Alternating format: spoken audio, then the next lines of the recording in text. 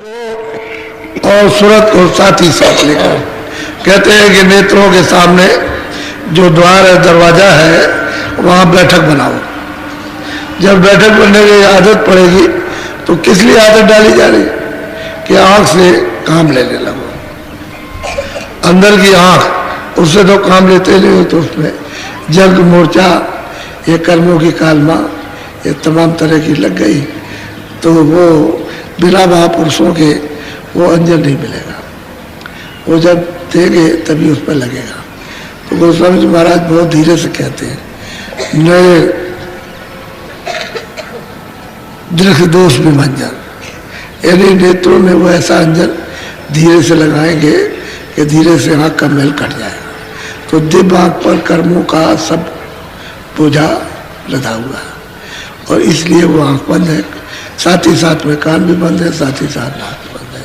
तो कहते हैं जब बैठक बनाओगे, फिर महात्मा कहते हैं यार भाई तुम सामने देखो, एक जगह पर तुम मन को रोक करके और दृष्टि को रोक करके देखो तो तुम्हारी दृष्टि साफ हो जाए।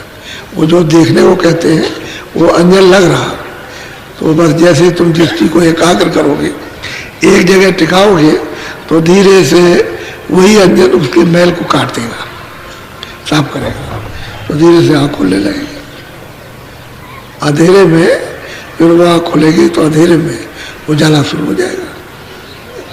उजाला होगा तो अंधेरा तो सब मिट जाता है, अंधेरा फिर नहीं रहता है।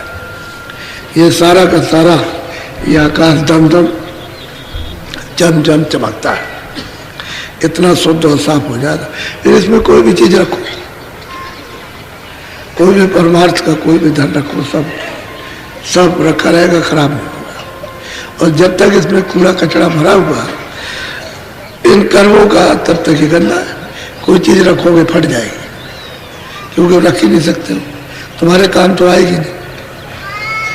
स्थिर रहे तब तो तुम्हारे काम आ जाए, और उसमें कैसे स्थिर हो सकते। डालिए बर्तन में खराब नहीं, दूध डालो तो तुरंत खराब हो जाता है।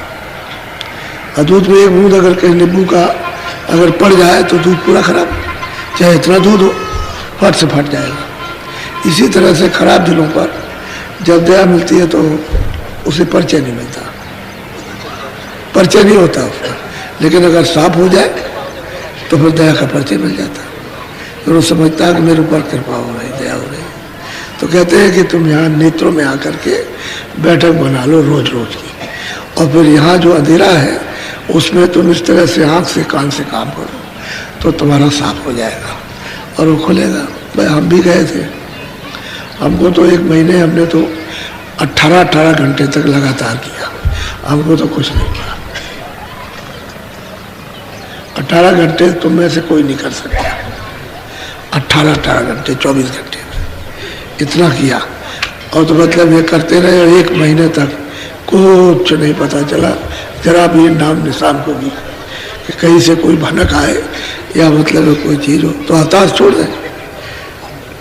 और जरा भी मन में वो नहीं था, और यही सोचते थे कि हमारे ऊपर बोझा लदा हुआ है, इसकी वजह से ऐसा हो रहा। तो सत्संग तो इतना गहरा नहीं सुना था, लेकिन 2, 3, 4 दिन सुना, उसी से अपने को मतलब यह है कि तो कहते लगे रहे लगे रहे लगे रहे लगे रहे, और करते रहे, छोड़ा नहीं। वो 18 घंटे में कभी नहीं हो सकती है, उसमें लगे रहो, कभी भी दया होगी तभी हो जाएगी। ये तो अपना भोग है, अपना भार है, जो किया साफ हो जाएगा तो दया हो ही जाएगी। तो जरा सा भी कमजोरी यानी नहीं आई, लगे रहे, आखिर में लगे लगे दया हो जाती है, कृपा हो जाती है, तभी दया होती है।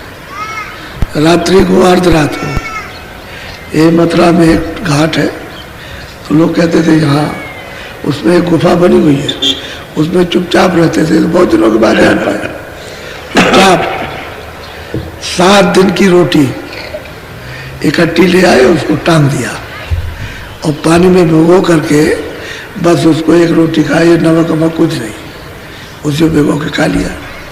और तो बहुत दिन के बाद पता चला कि कोई यहाँ कोई बाबा है, वो भी कभी कभी किसी समय पर दिखाई दे।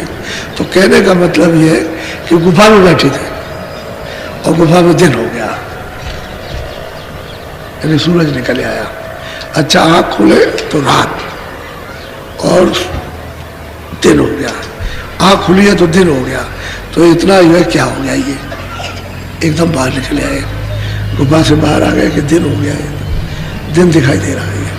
और जब वहाँ आए तो जब इधर देखते हैं तो इधर रात है, तारे दिखाई दे रहे और दिन हो, गुफा में जाओ पड़ते।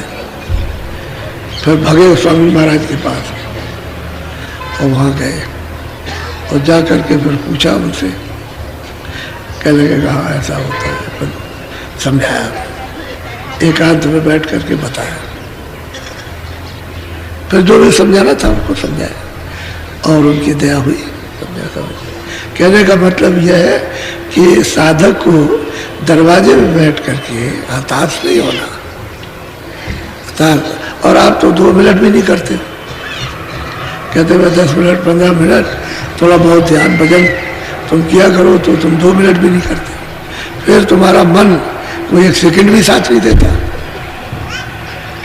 तो दया तो घाट पर मिलती है, वहाँ तो आपने इंतजारी की नहीं कुछ भी, उसमें बैठे ही नहीं, वहाँ न मन को थोड़ा रोका और न दृष्टि से कोई काम किया, ना कानों से।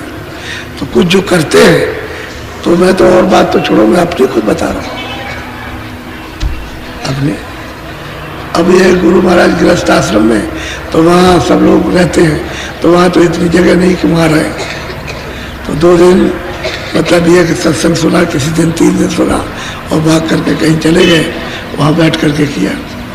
तो असल में चीज़ ये है कि सत्संग तो जरूरी है, फिर कितनी भी दूर जाए तो सत्संग की इतनी चाह कि सत्संग सुन लें, तो भाग करके फिर चले जाए, फिर सत्संग सुने और फिर चले जाए, और फिर सत्संग सुने और फिर चले जाए, जब इच्छा हो तभी भाग गया।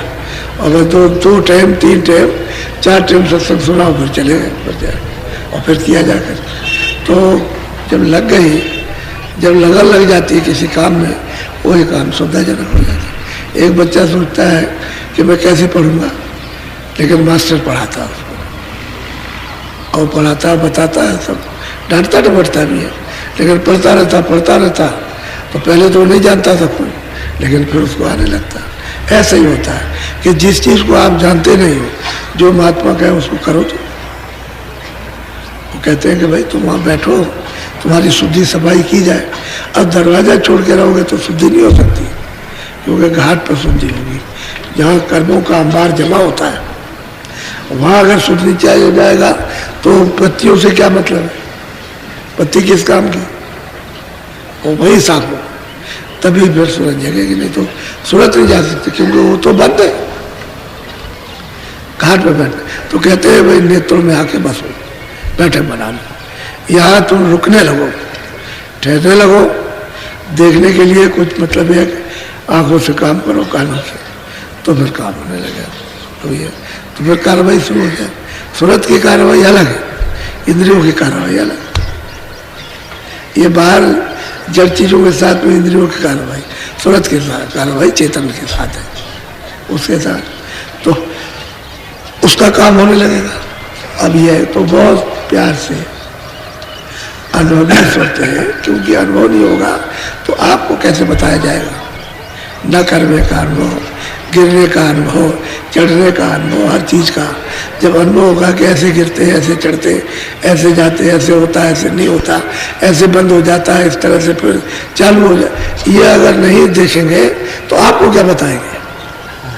वो तो खुद भोगी होते हैं, खुद उस चीज़ को जानते हैं, ऐसा नहीं होता। अच्छा, और सबने बताया, कोई एक का नहीं, सभी का है। बोलो हाँ, चलो सत्संग करो आप। श्याम तज सेत को गहना श्याम,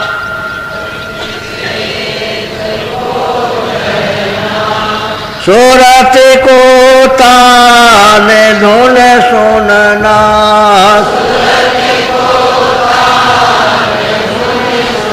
अब वो साधक को बताते हैं कि भाई थोड़ा सा